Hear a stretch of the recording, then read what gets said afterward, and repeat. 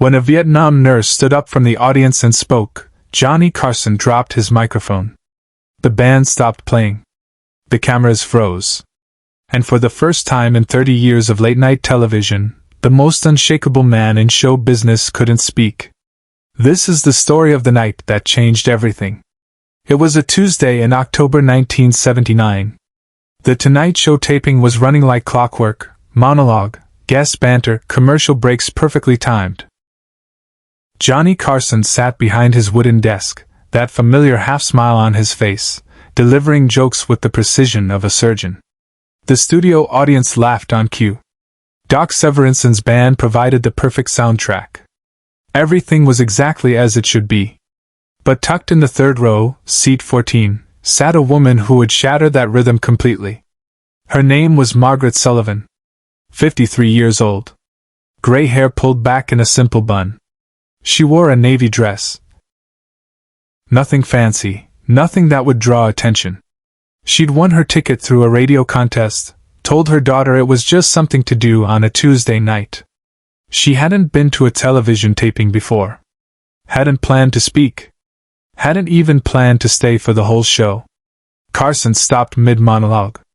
The entire studio froze. It happened during the opening segment. Johnny was making a joke about inflation, something about the price of coffee, when his eyes swept across the audience, as they always did. Professional habit. 30 years of reading a room. But this time, his gaze landed on row 3 and didn't move. Margaret wasn't laughing. She wasn't smiling. She was staring at him with an intensity that cut through the stage lights like a blade. Johnny stumbled. Just for a second. The joke died in his throat. Ed McMahon glanced over, eyebrows raised. Johnny Carson never stumbled. "Ladies and gentlemen," Johnny said, his voice suddenly different, quieter. "I'm going to do something I've never done before." He set down his cue cards. The studio went silent. "Ma'am," he said, looking directly at Margaret, "would you mind standing up?" The producers in the booth went into panic mode. This wasn't in the script. There was no backup plan for this. But the cameras kept rolling because when Johnny Carson asks for something, you don't cut away. Margaret stood slowly. Her hands were shaking. "What's your name?" Johnny asked. "Margaret Sullivan," she said. Her voice barely carried, but the microphones caught it. "And where are you from, Margaret?" "San Diego. Originally from Nebraska." Johnny nodded. He was off script now, completely untethered, and anyone who knew him could see something was happening, something beneath the surface that the audience couldn't quite read yet. "Were you in the service, Margaret?" The question landed like a stone in still water. "I was a nurse," she said. "Army Nurse Corps. I served in Vietnam from 1968 to 1971. The audience shifted. A few people clapped, uncertain, respectful. But Johnny raised his hand gently, asking for silence. "Thank you for your service," he said. The words came out rough, catching on something in his throat. Margaret nodded. She was still standing, still looking at him with that unwavering gaze. "Mr. Carson," she said, and her voice was stronger now. "I need to tell you something. Subscribe and leave a comment, because the most powerful part of this story is still ahead."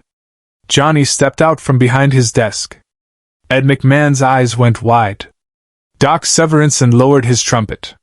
This had never happened. Not in 3 decades of live television. "Go ahead," Johnny said. Margaret took a breath. "In 1969, I was stationed at the 12th Evacuation Hospital in Siuchi. We had a young soldier come in. 19 years old, from Iowa. He'd stepped on a mine. Both legs were gone. He was in and out of consciousness for 3 days. The studio was absolutely silent now. Not a cough. Not a rustle of clothing. Just Margaret's voice. He kept asking for his mother. Kept saying he wanted to go home. We did everything we could, but he was fading.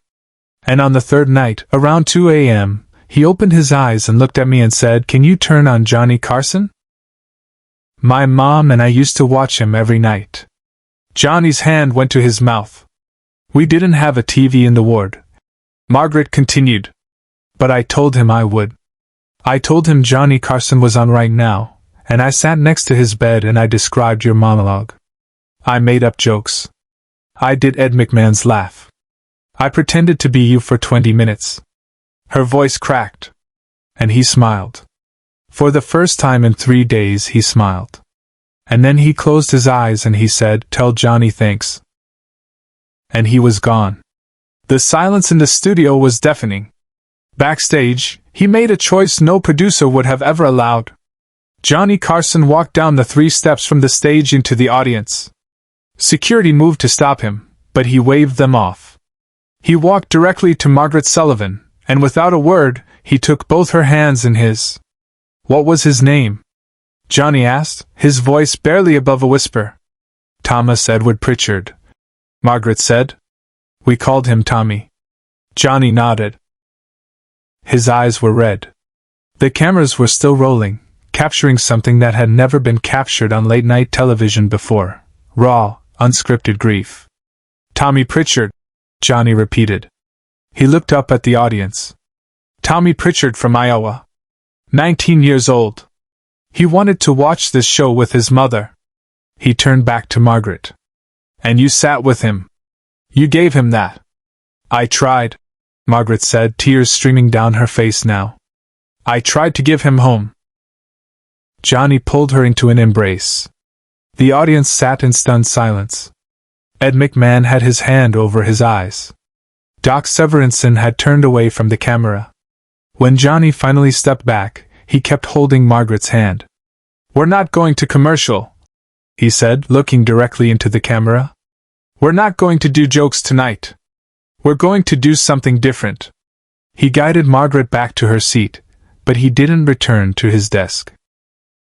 Instead, he sat on the edge of the stage, legs dangling, like he was sitting on a porch talking to a neighbor. How many of you, he said to the audience, his voice thick, have someone you've lost? Someone who loved this show. Someone who's not here anymore. Hands went up. First a few. Then more. Then dozens. The cameras panned across the audience, men and women, young and old, all raising their hands. Johnny nodded. Then this next hour is for them. What followed was unprecedented. Johnny Carson spent the next 45 minutes talking to audience members. One by one, they stood and shared names. Fathers who'd died in Korea. Brothers lost in Vietnam.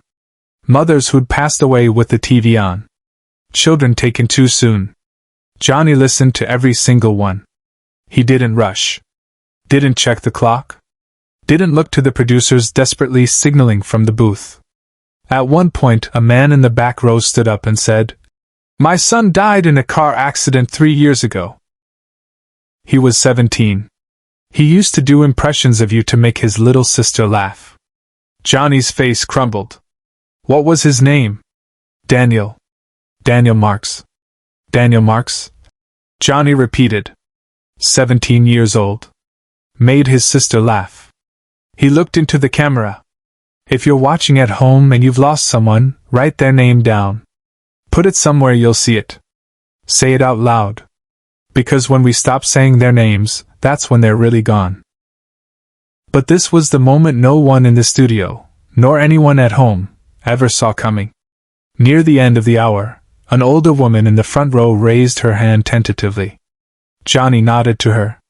"Mr. Carson," she said, standing slowly. "My husband and I watched you every night for 26 years. He passed away last month.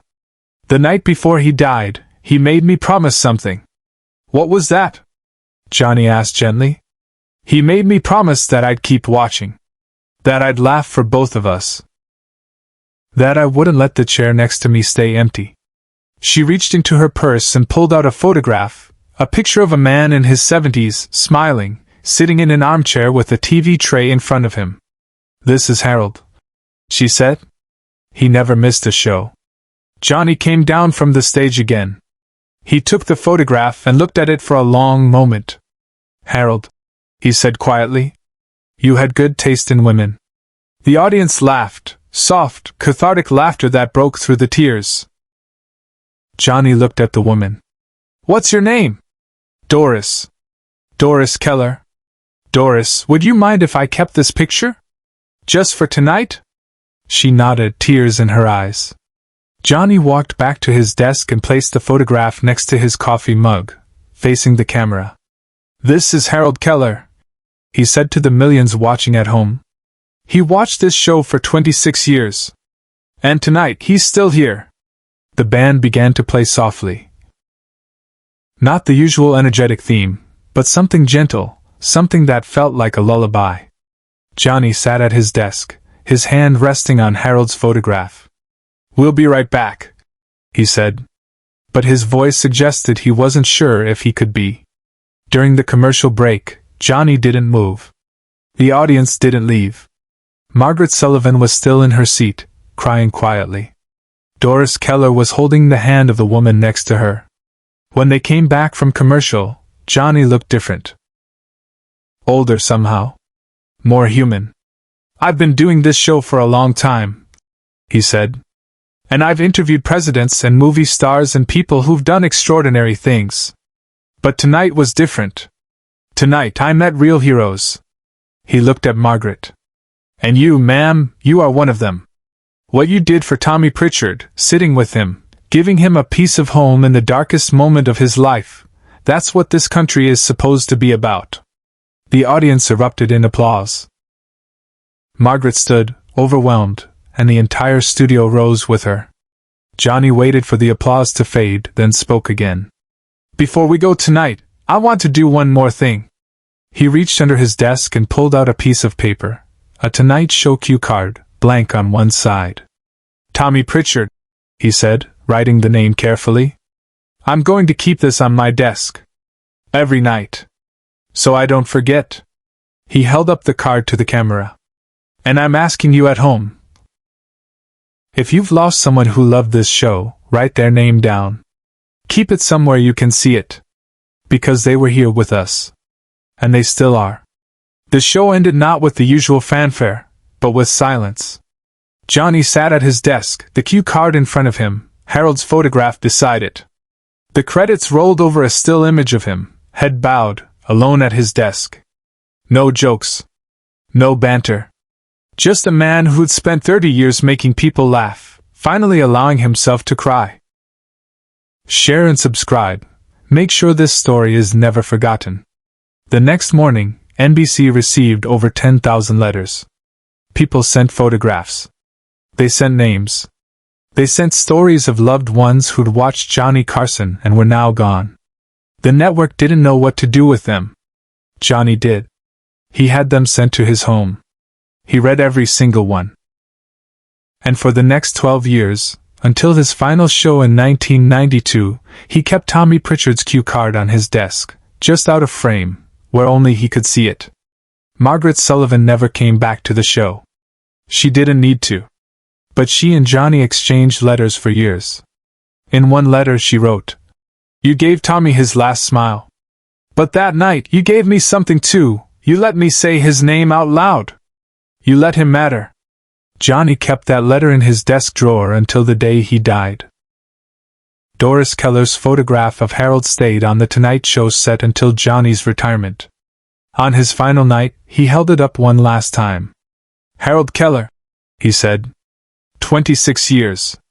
Never missed a show. This one's for you, pal." Years later, when television historians looked back at Johnny Carson's career, they didn't talk about this episode. It wasn't in the highlight reels. There was no Emmy nomination. The network never reran it. But the people who were there, in the studio, watching at home, never forgot. Because that night, Johnny Carson did something no talk show host had ever done, and few have done since. He stopped being an entertainer, and became a witness. He turned his stage into a memorial. He let the audience grieve, and in doing so, he gave them permission to remember. The power of television, he showed, wasn't just in making people laugh. It was in making them feel seen, known, remembered. Tommy Pritchard was 19 when he died in Siouxsie. He never made it home to Iowa. never saw his mother again. But for 20 minutes in a field hospital, a nurse pretended to be Johnny Carson so a dying boy could feel like he was back in his living room, safe, watching TV. And decades later, Johnny returned the favor. He made sure Tommy's name was spoken aloud, on national television, so he would never be forgotten.